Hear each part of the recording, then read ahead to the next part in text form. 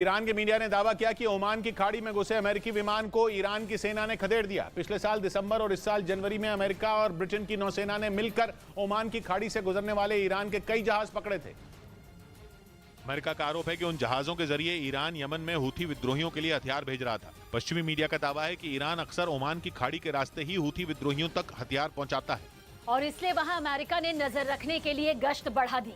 Iran के media का दावा है कि अमेरिका का एक टोही विमान EP-3E ईरान की हवाई सीमा में घुस आया, जिसके बाद ईरान की सेना ने उसे चेतावनी दी। ईरान के मीडिया का दावा है कि चेतावनी मिलने के बाद अमेरिका का ये टोही विमान अंतर्राष्ट्रीय सीमा में लौट गया। हालांकि अमेरिका की तरफ से ईरान के इस दावे की पुष्टि नहीं की गई। इधर हिमाचल प्रदेश के पहाड़ी इलाकों में जमकर बर्फबारी हुई। लगातार हो रही बर्फबारी से वहां के कई इलाकों में तापमान माइनस में पहुंच गया, जिससे कई इलाकों में ठंड बढ़ गई।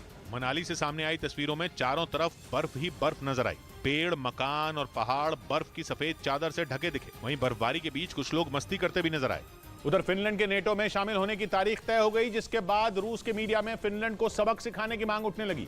तुर्की की संसद में फिनलैंड को नेटो में शामिल करने से जुड़ा बिल पास हो चुका है और उसके नेटो का 31वां सदस्य बनने की उल्टी गिनती शुरू हो चुकी है।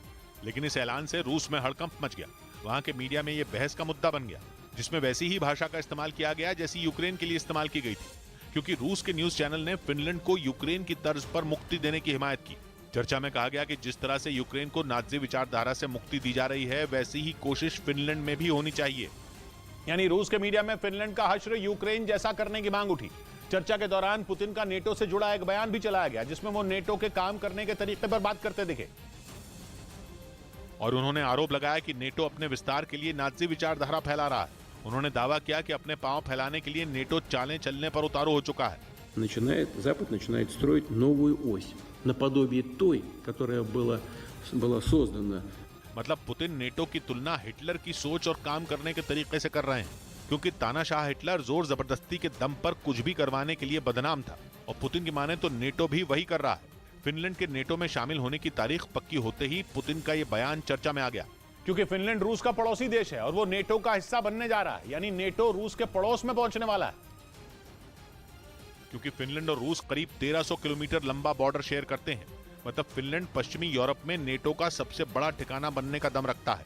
रूस के साथ सीमा साझा करने की वजह से उस पर भी अगला यूक्रेन बनने की तलवार लटक रही थी, क्योंकि खुद रूस के मीडिया में फिनलैंड को यूक्रेन की तरह मुक्ति देने की बातें कही गई, या यूं कहें कि पुतिन फिनलैंड को अगला यूक्रेन बनाने की तैयारी कर रहे हैं। क्योंकि नेटो का विस्तार एक ऐसा मुद्दा है जिसके बारे में बात होते ही पुतिन का पारा चढ़ जाता है। इसी चक्कर में उन्होंने यूक्रेन में खून की नदियां बहा दी। और फिनलैंड तो कुछ घंटों में नेटो का हिस्सा बनने वाला है, क्योंकि उधर तुर्की की संसद में फिनलैंड के नेटो में शामिल होने से जुड़ा बिल पास हो गया। तुर्की वो